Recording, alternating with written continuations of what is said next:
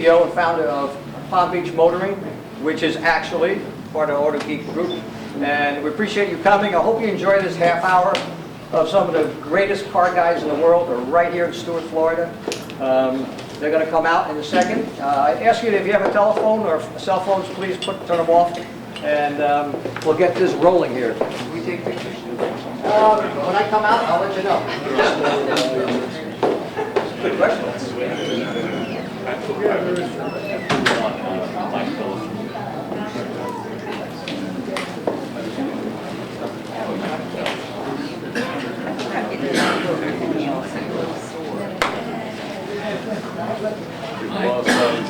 Hi, Bill. Yeah, right.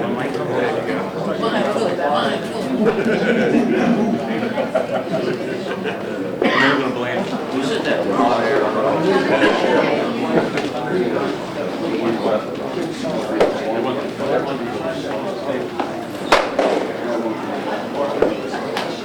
The answer to that question is yes, you can take pictures. And they'll take pictures of afterwards if you want groups and so on and so forth. That's fine. This is my wife, Darlene, and I'm going to introduce you to Matt Steele, and he's going to be the announcer, right, Matt Steele? From Truck U. Hey, Matt Steele. Hey, I want to thank you guys so much for coming out. You know, we've been coming out here for what, 5 years now? 5 years, yeah. You know? And we've met a lot of you guys and shared a lot of stories, some of which we can't tell in public. You guys know what I'm talking about, right? But it's great being out here every year. We love working with these guys. And let's bring out the rest of the crew, too. These are all the guys from the Velocity TV shows that are all involved with Autogeek.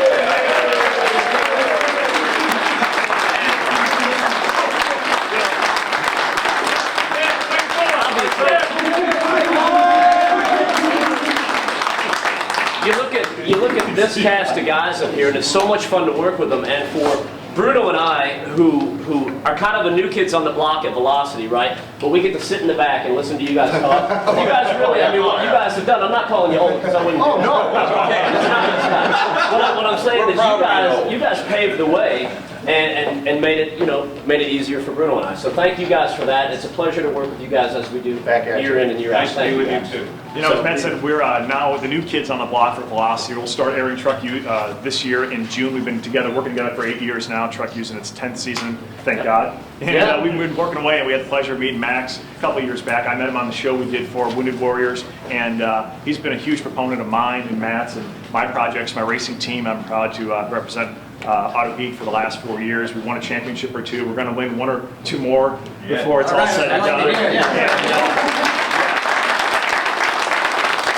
So it's just nice we come here every year, and not only for me to get out of the snow, but we kind of get back part of the Autogeek family. You know what I mean? And that's what this has become every year. A time to, I've seen all the same faces, I think, for 4 or 5 years. I've seen a lot of new faces today, which is great. I mean, it's packed out there. I guess we're turning people away, which who thought that would have happened 9 years ago, and Max started this whole deal. You know, it's really neat to see it grow, be a part of it, and then you see guys like this, legends of our industry, to come down here, and it's neat to be part of the team. And I'm just glad to be a part of it. I'm glad you guys are all here to take part of it with us. So let's open up question and answer. Well done. So here's what we're going to do. This is really informal, right? And we've got a couple questions that were all set up ahead of time. Short that we sandals should give that away. Well, you know what it is? Very informal. So I show up today. Bruno's like, "Oh, you're wearing flip-flops." I said, "I live down here. This is nothing odd." So, Barry, obviously, with this industry and it being Detail Fest and everything, you've got a lot of questions from people, and we could only take a few, and we'll go through some of these, and then if we have time, we'll see if you guys have some questions for any of these guys. But Barry, this is from, it looks like Merida, maybe? The auto care industry is growing, and technology is helping to create products that we would have never dreamed of 5 or 10 years ago. In the near future, what challenges do you see in future development for these products, if any? Challenges. It's always a challenge to create products that are better than the products you've already created, How black is wax? I mean, we keep working on getting these finishes as clear as they can possibly be. We call it a show car perfect finish, where you look into a black finish and look at the sun, and all you see is the sun, and not any, I mean, I'm speaking to the choir here, but to have a perfect finish. My granddad built our business on doing that. I mean, anybody use show car glaze, beer glaze, show car glaze, number 7? No. My granddad created that product in the 30s. Mike did right. Okay.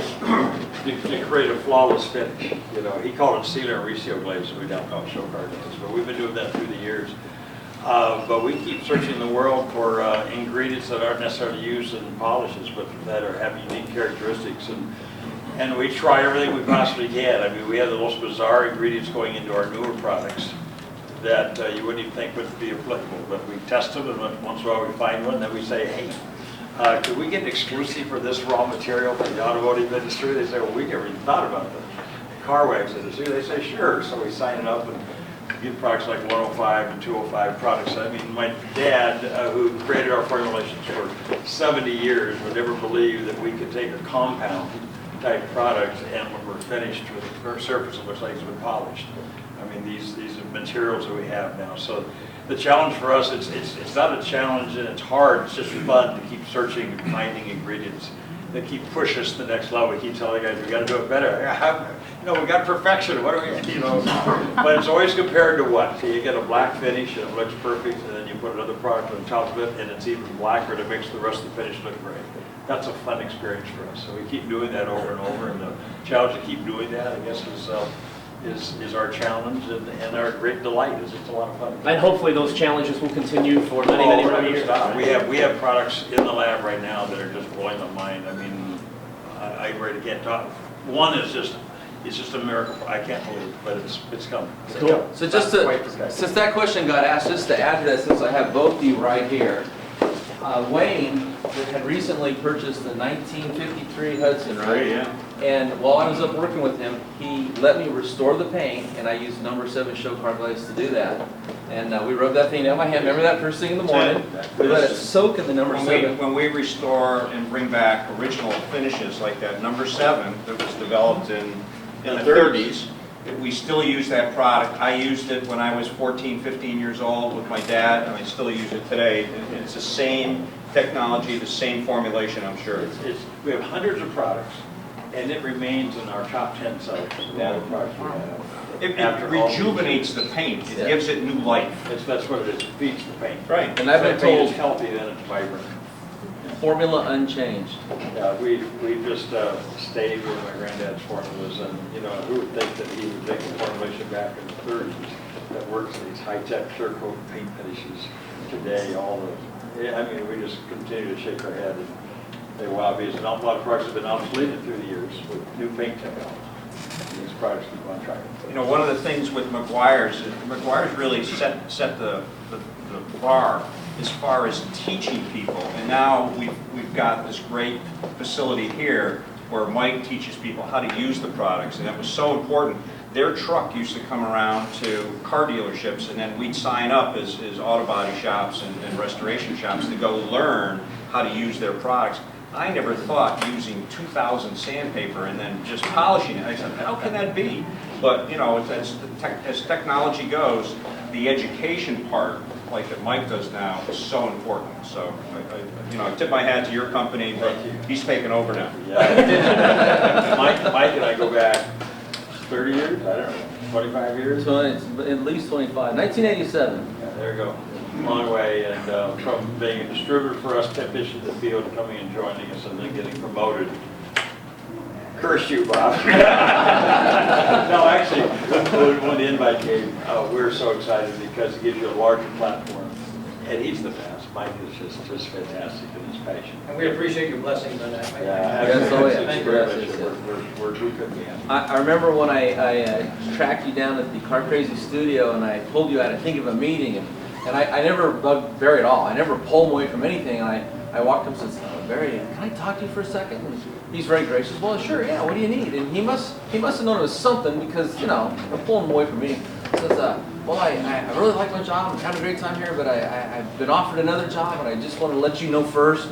And his mouth literally went, you're leaving us? And I didn't want to make him feel bad. Well, I love the job, but they offered me a TV show.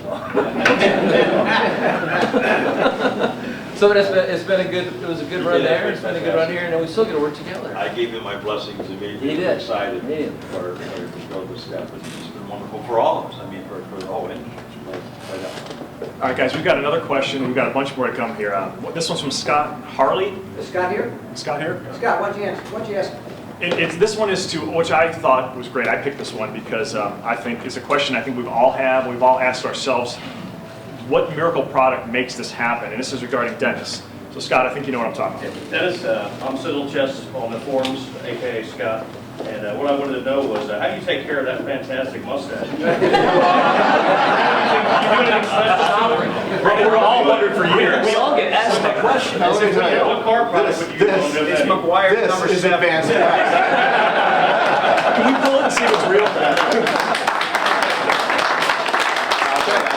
This is advanced wax technology. You know, go figure. It's hard to find a good mustache wax these days. You know, and there was actually a really good product out of England they don't make anymore. My background, I actually have a PhD in chemistry. I'm the most needlessly overeducated person in television. And but putting that to work for something, I reverse engineered that wax and actually it's my own private blend, which I'm thinking of marketing under the name Private Stash. It's a 6-component blend, and it's a lot more work than it's worth. Max has already got that in production, just so you know. We're releasing that next week. Yeah, it goes live in 5 minutes on the website. Hey, Wayne, you know, we met here last year, and it was really cool because you came walking up to us, and prior to you coming up and actually meeting us for the first time, Bruno was telling me what a huge fan his dad. He's like, my parents are coming in later. My dad cannot wait to meet Wayne and this, that, the other. And you came up and you were like, hey guys, did you say it was your son or somebody? You were like, hey, I got to get my picture taken with you guys because I have to send it to my son or daughter or something like that. You know, it's just so funny. I think that's one of the most fun things about what we do is, you know, we'll be at a show like this or at anything else around the country, and we kind of run into each other. And over time, you get to know each other like this, and the stories that make it easy for us to talk to each other are interesting. Like the fact that, you know, my brother's a huge fan, or you know, my grandson is, or something. And so that was pretty cool last year. And I took that picture of us and Wayne, and I threw it up on the Facebook page, and it got a lot of likes, so that was pretty cool. You know, because of television, it's really amazing how many people recognize us. And they'll walk up. So I've got a really cool story. Don Perdome, I'm sure maybe a lot of you guys know Don Perdome. I was a huge fan of Don Perdome's since I was a little kid. And I was at a party out in California, and I said, do you think I could meet Mr. Perdome? He's going to be here. And the guy says, oh yeah, I'll take care of it. So I walked up and I said, Mr. Perdome, could I shake your hand? He says, oh my God, you're Wayne Carini. Could I have my picture taken with you? And it gets weird. Very strange. It's exciting too. Very exciting. Wayne, is Becky here? Becky? I'm here. And you had a question, right? Would you like to ask Wayne with a question? Sure, Wayne. I was just wondering, with all the cars you've come into contact over the years, do you have one that stands out as your favorite? Yeah, well, I do have a favorite. When I was 10 years old, we were on family vacation in the Adirondacks, and the guy was a doctor that had the cabin, so these are little cabins that we stayed in, and he had a 250 short wheelbase Ferrari. I didn't know what it was at the time, you know, except for it was this beautiful red car, and I asked if I could go for a ride, and he took me for a ride. He scared me to death, and he opened the hood, and it had two of everything. You know, it's got all these carburetors and twin oil filters and twin distributors, and I was just in love, and I still am today. It's still my favorite car of all time. It was 1960 250 short wheelbase Ferrari. I've got a question here. This one is for Mike Phillips, and it's from Andy Caro. Andy, are you here? And Toli, is it? I don't know. I didn't write this, so I'm reading someone else's chicken scratch here. But it's regarding soft paint, hard paint. Soft or hard paint, how do you determine which is hard paint, which is soft paint? And how do you go? You know, that's one of the most common questions in the discussion forum world, and what he's asking about is all paint is kind of different. Paint's change, you know. A lot of people have heard of the term a hand-rubbed lacquer finish, and back in the old days, that's how they did it. But the reason they could do it was because lacquer was fairly soft, so you could rub it out by hand. Modern clear coats are basically a type of plastic, and they're much harder, and that's why machine polishing has become so popular, because you can't really polish them out to the perfection level that you can by machine. So a lot of people are moving up to machine polishing. But to answer your question, I actually wrote that question out and answered it in my how-to book. And a lot of people might not like the answer, but the answer is, in order to really gauge what a soft paint is compared to what a hard paint is, you first have to buff out a lot of cars. Because that way you learn from experience. And so when you start working on a car and you're trying to remove the swirls and scratches and you find that they're coming out really hard, even though you're using real aggressive stuff, it's pretty easy to figure out. That must be some pretty hard paint because it isn't abrading very easily. And if you run a buffer over a paint job and all of a sudden, boom, just all the swirls and scratches are gone, hey, that paint is probably more on the softer side because it's abrading really easily. And when I worked for Barry, I had the good fortune of teaching a lot of car detailing classes. And you always have about 30 guys standing around on a car you've never worked on, and then you're demonstrating live, and I did it by hand and by machine. And through that experience and my background in Oregon as a trainer, I gained the experience just by buffing a lot of cars to be able to instantly tell if the paint was hard or soft. But that's how, experience. And that's what I tell guys, I go, now go out and get experience, start buffing out a lot of cars. Well, they can call you or email you, right? Yeah. Or buy us a book on the iTunes store. I'll buff out your car. I'll tell you, I'll buff out a small spot, and I'll tell you if the paint is hard or soft. And just to add to that, if you don't know, you're getting ready to buff on it, use the least abrasive product possible to start. And you work your way up. And it may solve the problem. It may be a soft paint, you can solve it with very little abrasive. If it doesn't work, then you bump it up and keep bumping it up. You find that sweet spot. But you don't want to over-abrade your term of abrade. If you over-aggressive with soft paint, you just tear it up, then you got some bigger problems here. So. Exactly. Meguiar has been teaching that their entire history. Use the least aggressive product to get the job done. And the reason why is because you can find a least aggressive product to do the job, but also so you leave more paint on the car. And that's the goal, is to get the job done. And because your paint's real thin. I always show people, if you grab a 3M Post-it note, hold it between your fingers, modern clear coat is thinner than that Post-it note.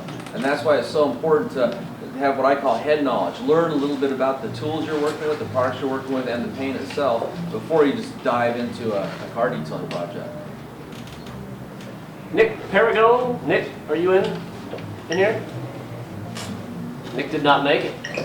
All right, well, there goes Nick's question. See you, Nick. Take that. Must be present to win. Yeah, Must be present to win, Must be right? present to ask that question. One of the things that personally I think is coolest about this whole Autogeek thing that we're doing and the whole car care thing that you guys are experts in forever is, you know, working with this company like I have. Those of you that know me, you know that I'm into big trucks. Like I like big, full-size, 4-door trucks.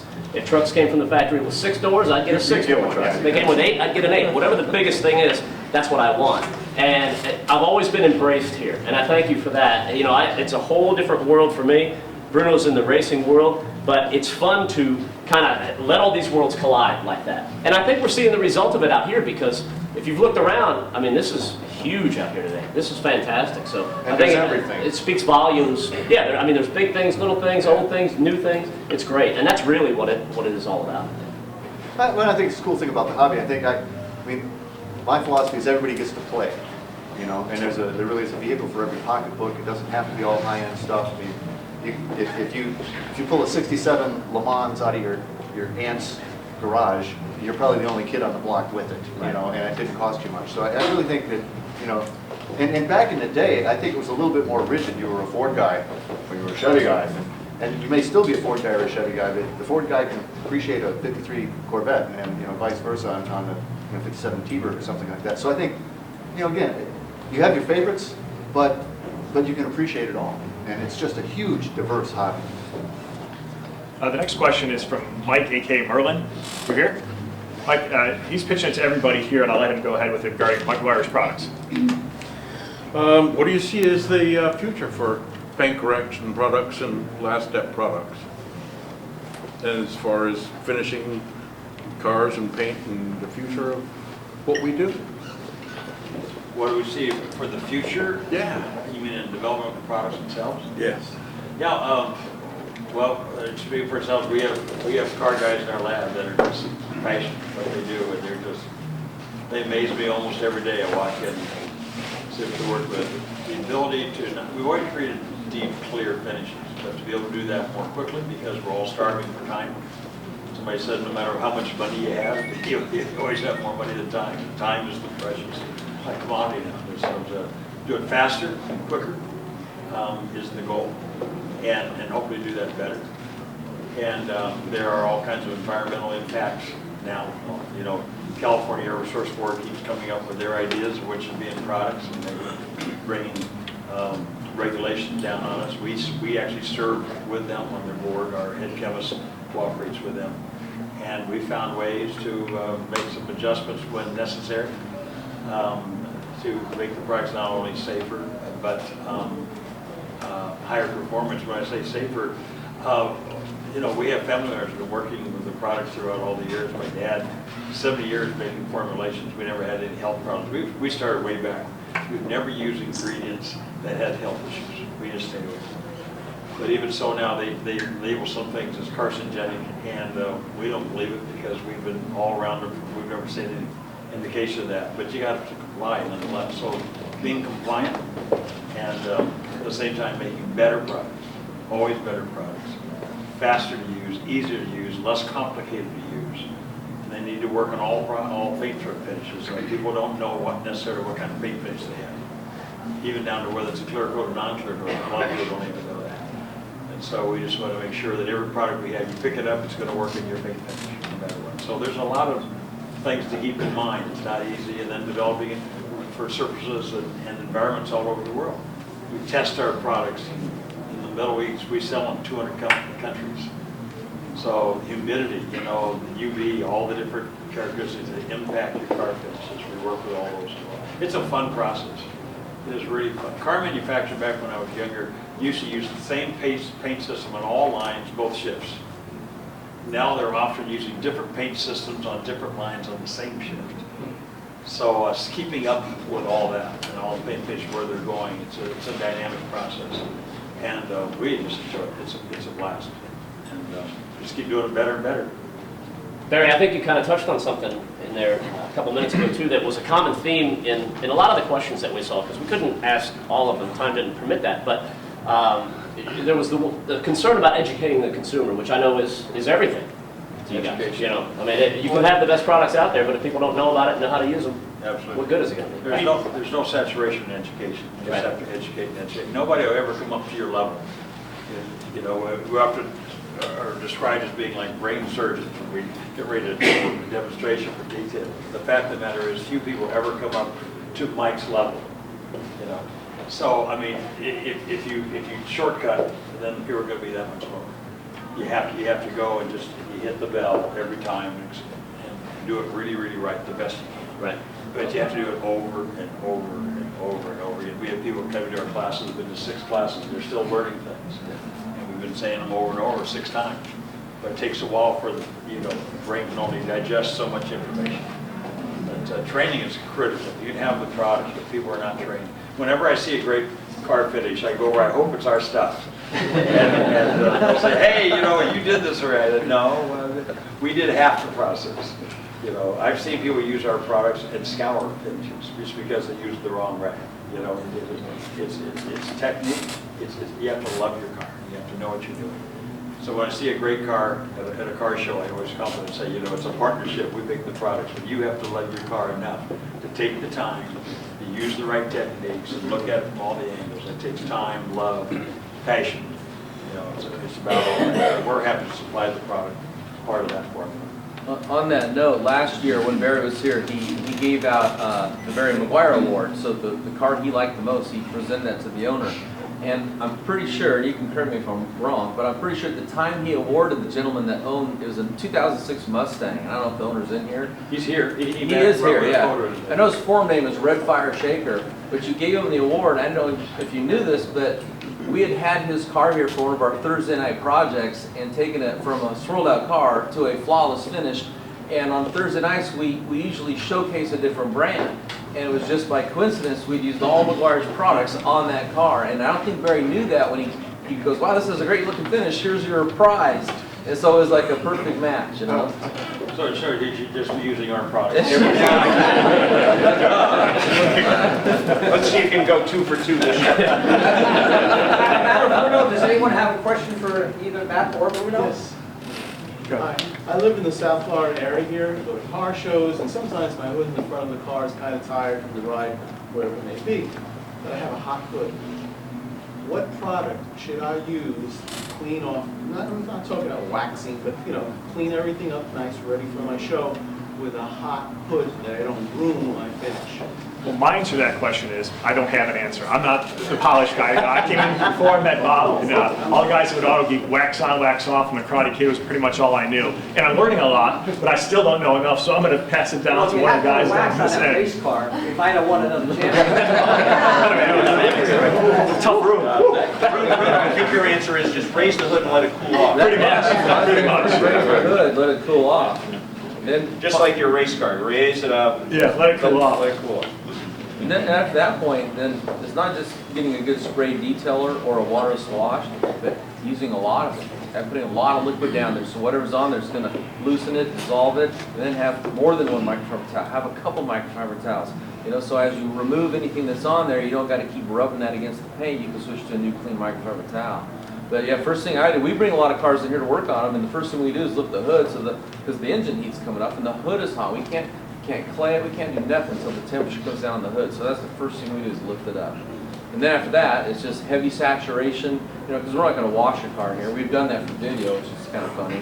But waterless wash, high quality spray detail.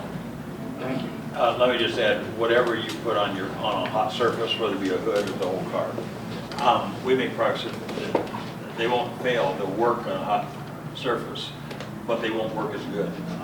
And no matter whose products you put on a hot surface, the fact of the matter is there are ingredients in polishes, waxes, that are intended to permeate into the paint and nourish it and refresh it. And if you put it on a hot surface, they're flashing off so fast that, yeah, can we put our product on and wipe it off in the sun and be okay? Yeah, we can. But if you do the very same car, the same product with Meguiar as anybody else, and you do the same in the shade, you're going to see a markedly different finished product. So always try to avoid working on hot finishes whenever possible.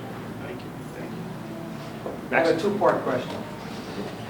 First of all, unfortunately, we do have a time restraint on this gathering here, and I myself wanted to thank everybody that's here, everybody on this panel, for coming together for Detail Fest. And we're also raising money for Autism Speaks. If you received any of those envelopes, you can give it to Wayne, you can give it to the table over there. We are matching the $10 fee for Autism Speaks, and that's what brings us together also. We're all car people, but we've been blessed and we're very fortunate. And if you find it in your heart, the car next to you, somebody else, please help us out. Second of all, since we're a little short of time, I'd like to ask everybody here in a couple minutes, give us your favorite story. Can you keep it to a couple minutes and zip through, and then we'll have to go. Who wants to start? Mike? My favorite car guy story? Anything. Make it short, make it sweet. The day you met me, Mike. Oh, yeah. There you go. Okay, next. Yeah, my favorite car story is I've been doing this all my life, and I did meet Yancey, and he bought this little cool gadget called a GoPro. And one of the things we learned about making videos is nobody's going to watch a video. It takes about, say, anywhere from, say, 6 to maybe 12 hours to take a car that's wiped out and buff it out and make it perfect. Nobody's going to watch a video that's 6 hours long. It's hard to keep someone's attention for 10 minutes. And so, although guys have been wet sand cutting and buffing cars all their lives, one time Yancey set a GoPro up here, and I brought in a 1964 Chevy Malibu, fresh paint job, lots of orange peel, and I wet sand, cut and buff it all in one set of time with the GoPro going, and it's up on the internet, you can watch it. And to me, what I like doing is I like doing things that are the first time something's been done. So that was the first time a car had ever been wet sand, cut and buff, all the way to waxing it, wiping it off, and it is ready to put in a car show. But I think it was the first time it had ever been done and caught on a video. And even though it was a ton of work, because you're busy, you're working, you got to be careful because you can't make a mistake, it was very rewarding, a lot of fun. But I'd like to thank Yancey for being our technical guru here and for always making everybody here look so good. He's very good at that. Big round of applause. Commercials or any of our videos, that is the man that does all the work. He makes us all look good. That's right. That's my car. It was just fun. That's rewarding. Wayne, you have a... Just something quick. People always ask me how did I get on television, and really quick, my dad restored cars when I was growing up. He was one of the top restorers in the country. We restored cars in a cow barn in Glastonbury, Connecticut. I got out of college and just kept the business going. And one day there was a New York Times article about a car that I had pursued since I was 16 years old. I bought it when I was 52, a Hudson Italia. Jim Ostrowski, who owns the production company I work for, read the article. He called me up Monday morning and said, "I'd like to do a TV show about you."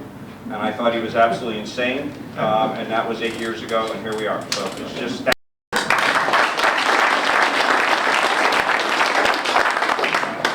I'm a lucky man.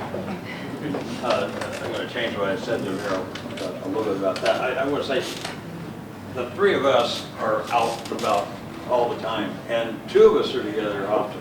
We've been to shows, we've done these guys. First time I can recall anybody's able to get three of us together at once and come here. So that's how much we have, how much respect we have. Yeah. Thank you.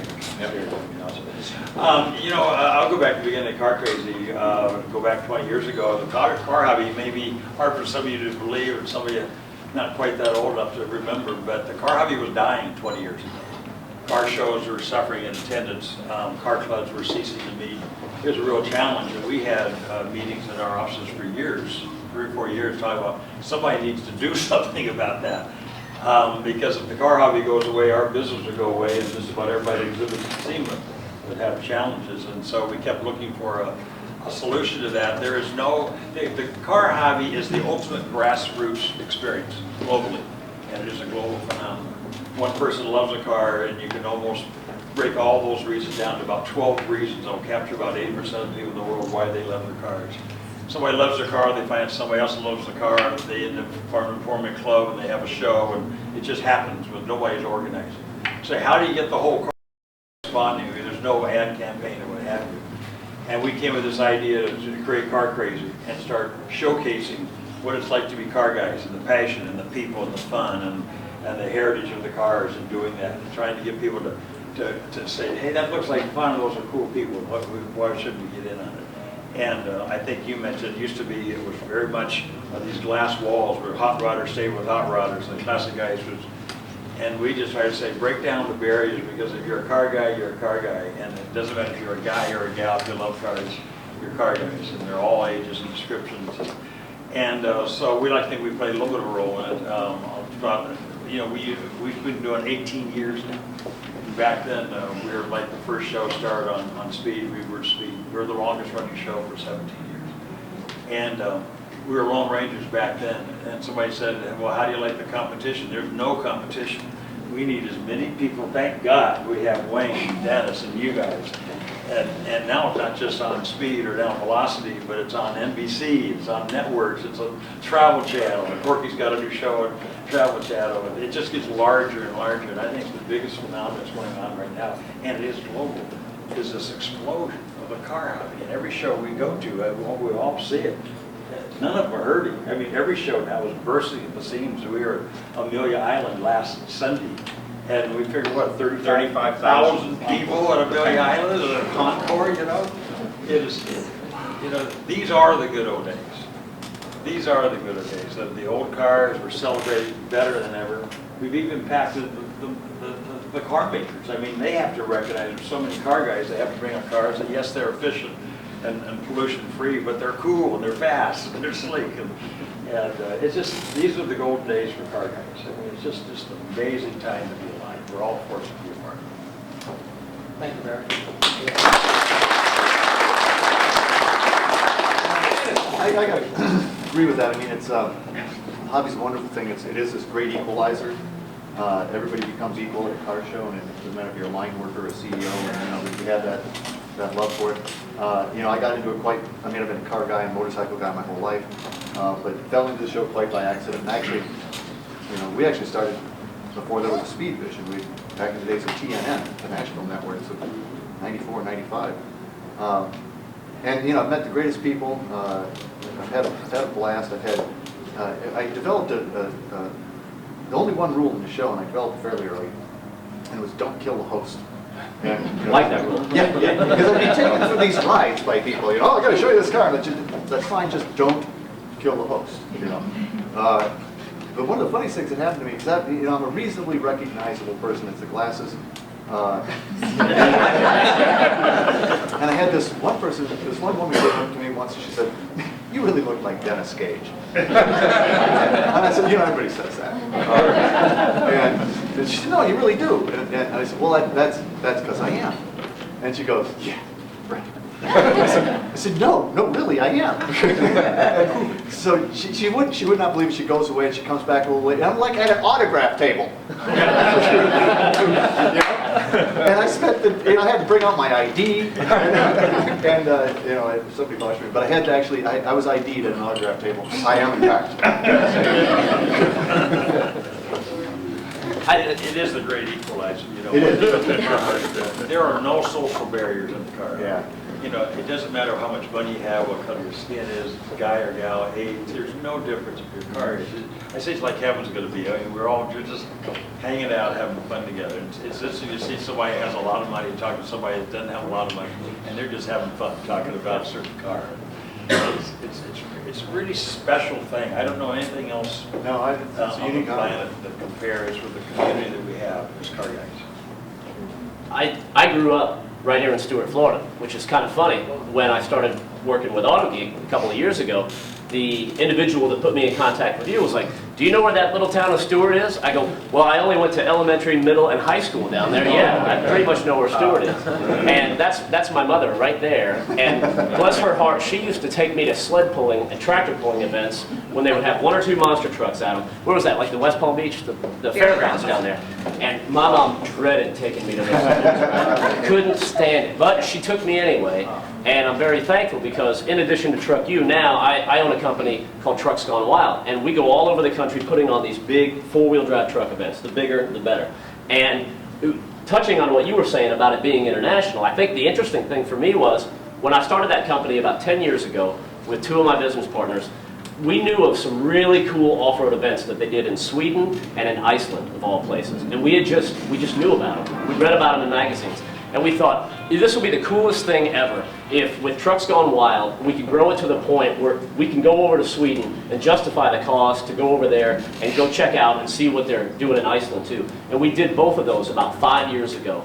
And it was, I think that was besides Canada, I think that was the first trip I ever took outside of the United States was to Iceland, which is kind of weird, you know? But touching on what you said, Barrett, sorry about that, I didn't mean to elbow you. But I talk like this, you know? Trust me, you know? Yeah, that's why it's like 3 feet away, you know? He's used to me. But going over there to Iceland and Sweden and seeing these guys, the trucks look different. The people looked different. Everybody sounded different. The food was this, that, the other, you know. But it was so cool to be there and go, you know what? Man, they like the same things we do. And it really is. It is global, and it's only getting bigger. And so I think that's my favorite thing. So going from, you know, Dragon, my mom would watch pro wrestling with me on the TV. She's seen more Ric Flair going woo, you know. But I mean, you know, so that kind of started all that. And it's funny. I look back at that when I was a kid, and I think this is what we're doing now. It's better that you went into the truck thing. Yes. Well, I didn't have the size to be a wrestler. Yeah, I think that's what true. Yeah. But it's worked out pretty good. I can't complain. So that's my favorite thing, I think. You know, The story I want to share, I was sharing with Wayne this morning. Actually, he was talking about Don Prudhomme, and Don was a huge legend, you know, hero of mine growing up. And I grew up at the racetrack with my dad. You know, I went on, I played some college sports and stuff, but I came back to cars and to racing. So that's what me and my dad did. We went to the racetrack. You know, the kids went to the baseball field or football field, and we went racing. So I had a picture of Big Daddy Don Garlitz was my other hero along with Bob Good. And I was at Gainesville, and we came down on a family vacation. Dad and I went to the racetrack, and Big was like the ultimate. He had, you know, shirt off. He was a hardcore, rough guy. He took him a minute to sign an autograph for me. My dad took a picture of him signing an autograph. I was 6 years old. So in my room growing up, I had pictures, instead of wallpaper, I had hero cards like we're signing today of everybody all over my walls, and that picture of Big was like in the center. So fast forward 20 years, my first job in television, I'm the new anchor commentator for Diamond P doing IHRA drag racing. Well, I show up the first day, and Don Garlitz is my color commentator, is my play-by-play host. So that was a neat moment, and I brought the picture of him signing that autograph for me, and I took a picture of him signing the picture of the autograph. And I hold on to that for a while, and he's like, "That was you? God, I'm getting old." You know, I'm not going to say it. I won't even touch that. You know what I mean? So it's just neat how, you know, you grow up in this stuff and it becomes a part of you. You know, you go off to other things, but, you know, the car guys, you can always kind of associate on a different level. Like Matt and I are as opposite as you could be, but yet, you know, he loves trucks, I love cars, I love going fast, he likes throwing mud, but we get together because we have this common bond, and I think you see that across generations and everything in racing, you know what I mean, and in cars, and it's a pretty neat opportunity. I think we're all blessed to be sitting up here and talking to you guys today. I know I feel I truly am, and it's just neat to be part of all of this. So I thank you for bringing us down. So we thank you so much for being here.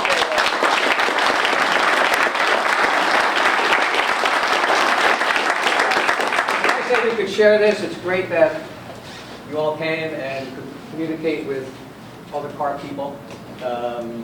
We're gonna, as we depart here, I'd like to have everybody just sit here for a second while you walk out through the garage door, because you can continue to talk, but just not here because we have another conversation. But let's give a big hand to everybody.